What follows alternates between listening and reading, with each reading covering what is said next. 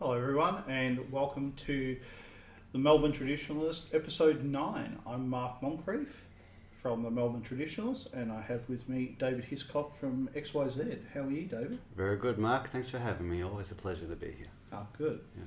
Now, this is Are You OK Day, which is... Are you a giant pussy day? That's what it is. So basically on Are You OK Day, you're supposed to ask people, are you okay? And apparently if they answer, I don't know, if they say yes, well, you can get on with your day. And if they answer no, I'm not sure what you're supposed to do. But apparently You're actually supposed to give ask. a damn. Yeah. Yeah. Well, and there's the problem, is that so many of the problems that we face aren't problems that anyone can do anything about. Yeah. At an individual level, anyway. Yeah. It'd be nice if they asked white people in general, are you okay? But obviously if we said no, then we'll be accused of being white supremacists. Yeah. Well, yeah. Now, you were saying earlier that you had... sorry, what... Now I've forgotten what you said before when we were talking. I think I said we must secure the existence of our people and a future for white children. Actually, you hadn't quite said that, but yeah.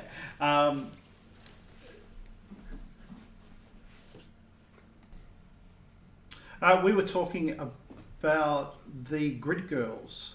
Oh yeah, grid girls, the card girls, the Card MMA girls, that's what they're called. Yeah. So apparently there's been in regional Victoria a MMA fight, that was mixed martial arts. That was a boxing match. Oh, was it boxing? In Bendigo. Oh, that's right. Where they tried to stop the girls in bikinis holding up the round numbers. Yes. And they actually replaced them with men, and they got booed. And this was in all the lead-up fights to the main fight of the evening. Yep. And so they replaced them with proper models by the end. Yep. But by the end, by the big match. But isn't it demeaning, David? Isn't it demeaning for these poor girls? To be told that they can't walk around in bikinis and hold cards with numbers on them. Yeah, well, all these men looking at them and lusting after them. I mean, it must be very different to everyday life. Because it never happens. I'll develop on that in a moment, because the latest round in this sorry saga is that apparently the Andrews government is trying to stop something similar happening at MMA fights, mixed martial arts fights. They don't want the girls in bikinis, I don't know, cheerleading or holding up. Because they already got rid of them from the Grand Prix. Well, they tried. Did they come back in Victoria? I'm not sure if they come back in Victoria, but I knew they brought them back in a big hurry in Monaco.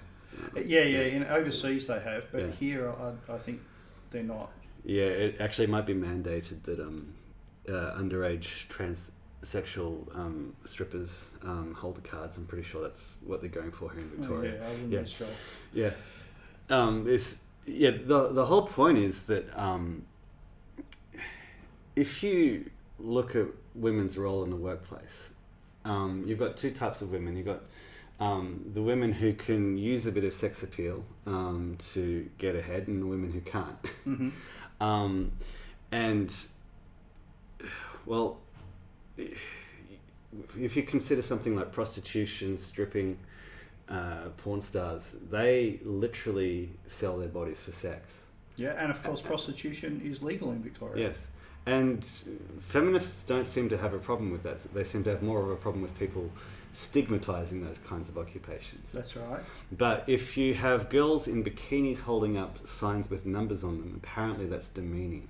That it simply makes absolutely no sense. And the argument that I make is that the women who generally don't like the idea of girls who are pretty showing just a little bit of their bodies as models, they don't like that because, generally speaking, in the workplace, girls who are prettier are just more likely to get ahead a little bit better.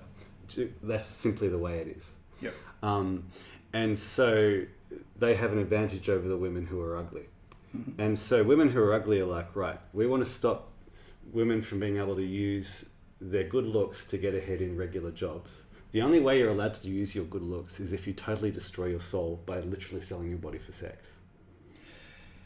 And, you know, basically these girls, they're scantily clad, but that's all they're doing. They're not actually showing anything. No.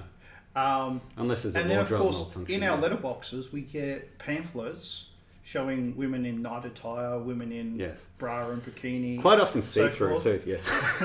And there's no problem with that. But apparently, if you do it in front of a group of men, Yes. that's bad. Yes. Unless you take all your clothes off. Yes. And then apparently it's good again. Yes, it literally makes no sense, which tells you that there's actually a different motivation from the one stated. So It's is as this simple the as first time that you've noticed that that liberalism doesn't make sense? Oh, no, not at all. I've been noticing That was for a trick years. question. I've been a thought criminal for years. Yeah.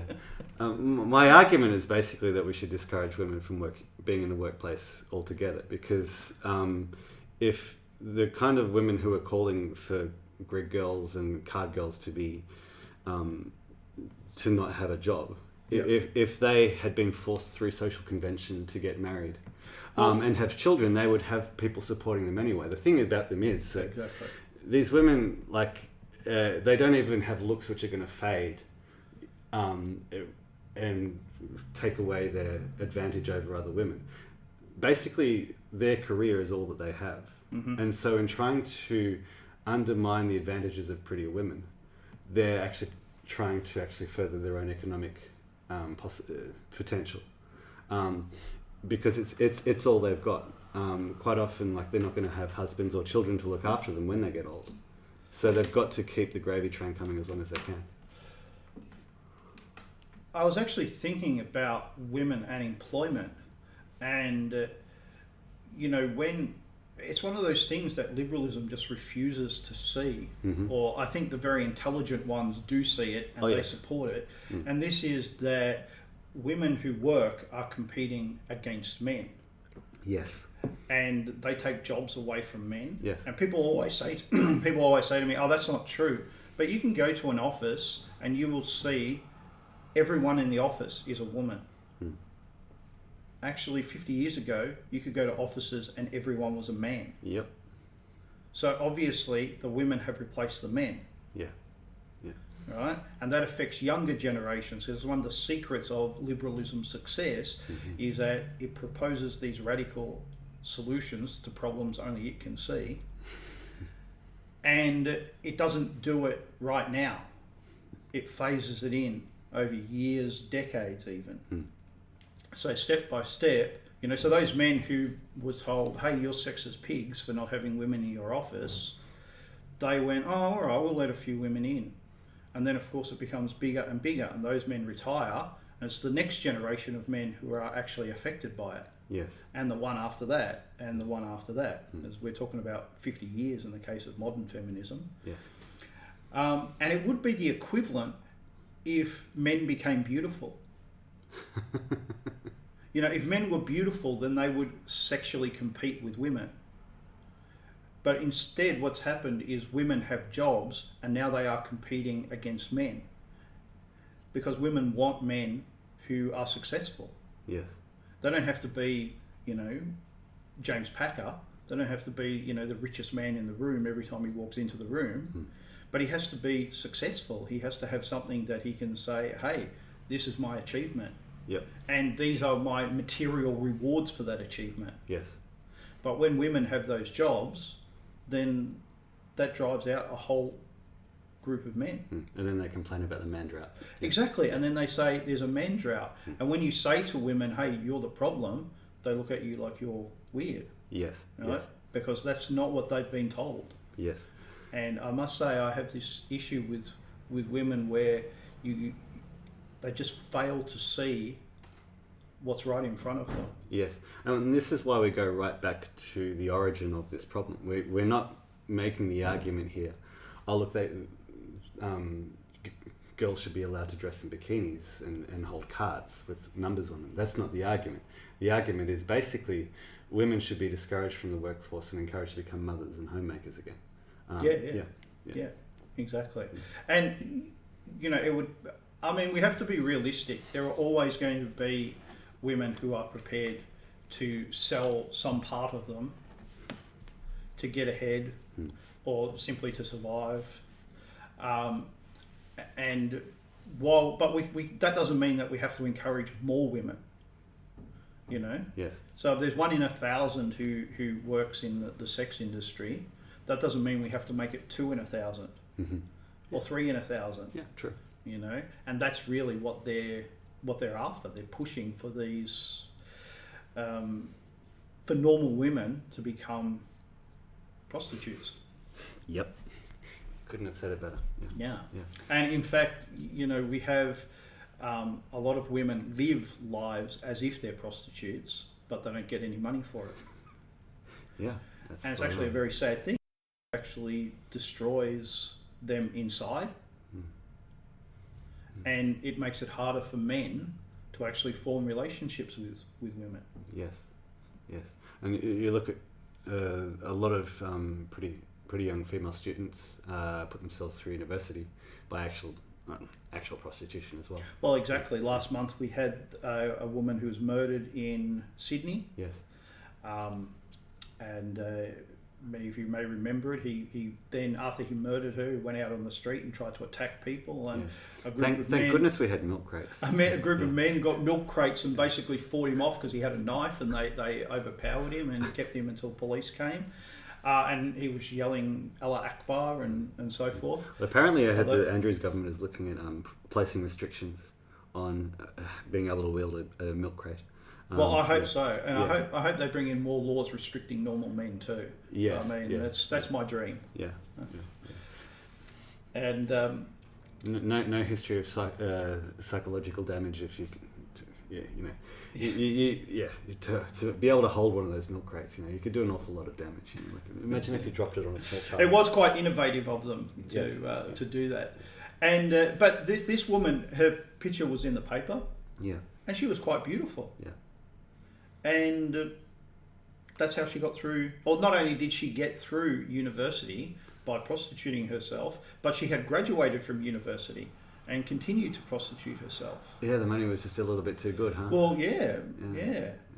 Oh, well, if there's one thing Australia needs more of, it's highly educated prostitutes. Yeah.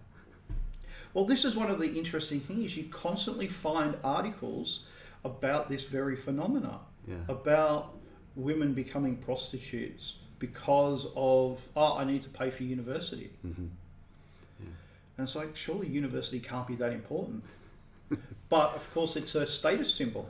So for women, it is vitally important. And it's how you get a job. And again, this comes back to that original problem. Like women are encouraged to get out, have a job, have a career, and to look after themselves. So how are you going to do that? What we've just been talking about for the last 5 minutes. Yeah. And then we have the other phenomena that as women enter a profession, men leave. Yes.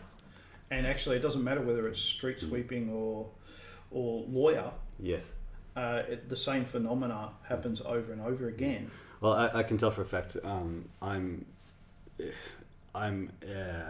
pining for just more male-dominated work environments. Yes. Yeah. It's when I consider like my own career as a musician. It's one of the things. Those two words do not belong together. My dad said to me that you can tell who the musicians are. They have a rather gaunt look about them. Yeah, it's just in terms of teaching and music teaching. I'd rather work in a factory. Yeah. Well, too bad you can't. Yeah.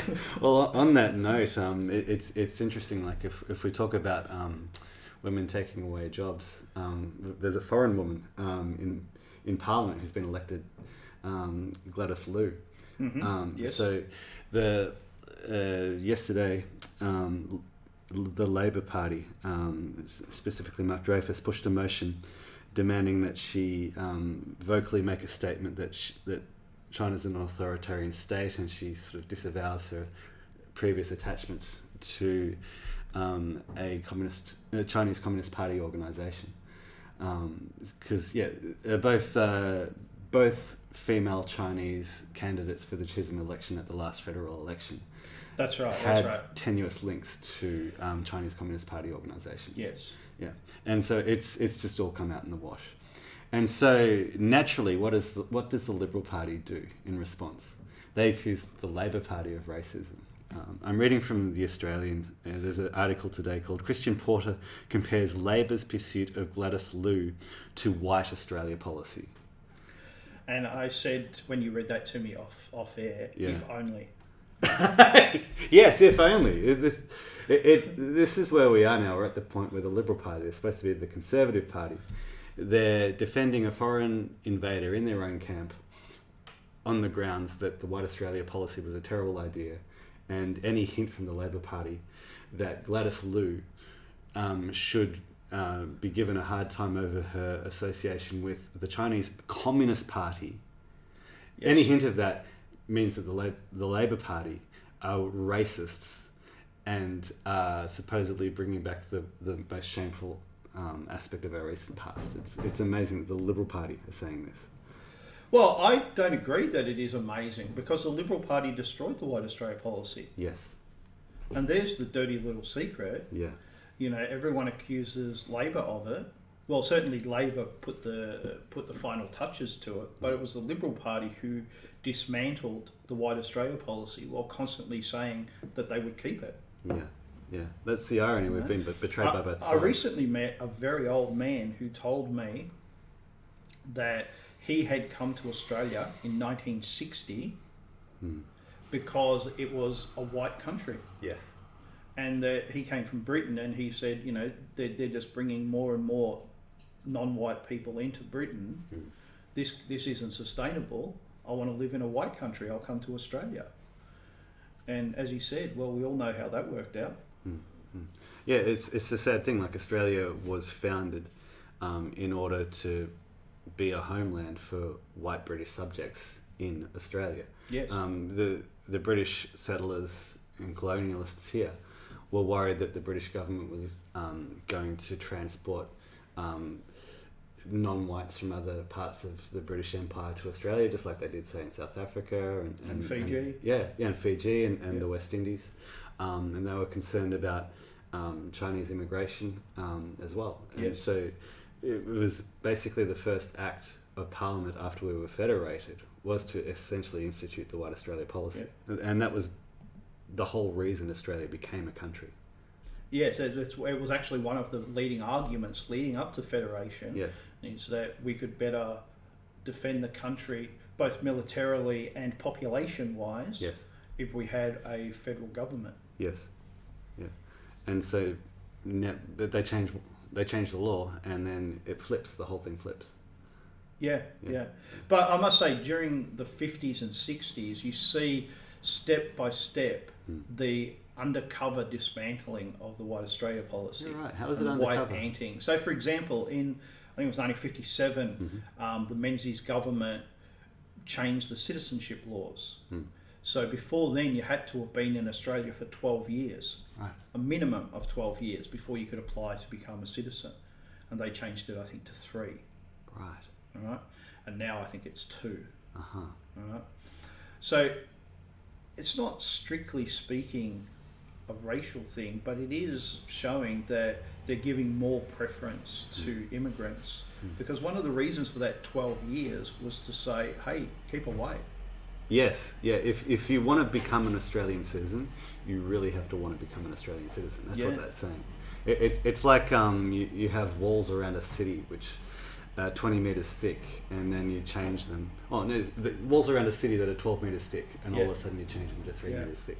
And then what they did was they began to bring in a lot of Asian and Indian, mostly Sri Lankan actually, students under what was called the Colombo Plan. When was that? And that was in the early 60s. Right. And it was an international plan. It was basically to bring students from the third world to the first world, so they could study, they could learn about modern techniques in whatever they were studying, and then they would return back to their own country. Right? Yes, that was the important part because they had a taste of paradise, and then they were told, right, go back to your shithole. Well, it was about actually building those countries up. Yes, and building their intellectual capacity. And instead, of course, what happened is people came here and they went, wow, hey, this is pretty good. Yeah. And a lot of them wanted to stay. Yes. Now, in the early days, the government went, no, get lost. but bit by bit, like water dripping on a stone, it just wore away. That's how they do it. Yeah, exactly, and that's how they do it. Right, and so it just became a free for all in the end. And now, of course, that's one of the primary reasons to become a foreign student in Australia, is so you can say, hey, I've lived here for so long, I'm integrated already. It's not even a back door anymore, it's pretty much the front door. Exactly right, it's not even a back door anymore. And the thing that the government loves about it is it's not in the immigration figures, because they turned up 3, 4, 5, 6 years ago. Yes. You Well, know? that's something that I've been told. Despite the fact that the government has apparently reduced the cap for immigration That's right. to 160,000. Yeah. In the last financial year, it was So actually... that's about 50,000 less than it was under Turnbull. Yes. In the last financial year, net immigration was actually closer to 300,000. But that could actually even be higher if that's not including students who are here. Like, it's closer to 600,000. Well, this is one of the games that government, and it doesn't matter whether it's Liberal or Labor, play with the figures.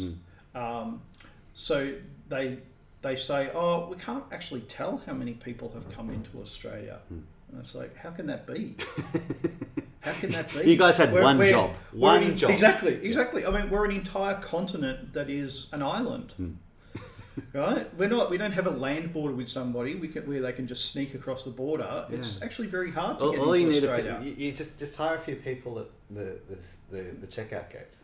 Go 1, 2, 3 for the ones coming in and the ones going out. Like, surely that's all you do. Well, when you come in, I hear you can do that with computers. Well, when you come into the country, you have to actually fill out paperwork. Yeah. You know, and if you're here on a student visa or a tourist visa, well, you're here for X amount of time and then you're supposed to go home. Yeah, right. So what did they do with the paperwork? Did they drop it down the side of the bed or something? Yeah, it's just bizarre. Yeah. But of course, they pull the same thing with immigration. With unemployment, where they say, if you've worked 1 hour in the last month, then we don't count you as unemployed. Really? Even though they're getting New Start? That's right. Yeah, right. That's right. So you can still get unemployment benefits, but if you work 1 hour in a month, then you're not counted as unemployed. And if you live on a farm, you are automatically not included in the unemployment statistics, because it is assumed that you will work in that time. Well, I guess if you're on a farm, you're closer to the actual primary source of food, so you can at least support yourself. Well, in theory, anyway. Yeah. But I'd imagine if you're unemployed, you don't actually own the farm. Yeah. And even the farmers who do own it, it's a whole nother story. Yeah. Well, you destroyed my entire episode. Oh, because so my entire episode was to actually talk about Sir Robert Menzies, and instead of that, we've been talking about all your stuff. We went on the preamble. Yeah, we're still on the preamble of our 25-minute episode. Yeah, right. Well, I guess we can talk about Menzies next week. Just as a teaser, what do you plan on reading out for next week? Oh, well, I intend to talk about why the Liberal Party is called the Liberal Party, and about the attitudes, Menzies' attitude to non-white immigration, which is actually quite shocking compared to now. Yeah. Okay. Good. So, just to sort of tie that into what we're talking about today, then, because you're talking about how the Liberal Party destroyed the White Australia policy. Do you think that Menzies destroyed the White Australia policy, or do you reckon it was other members of the Liberal Party? Menzies had a bit of a schizophrenic attitude to immigration.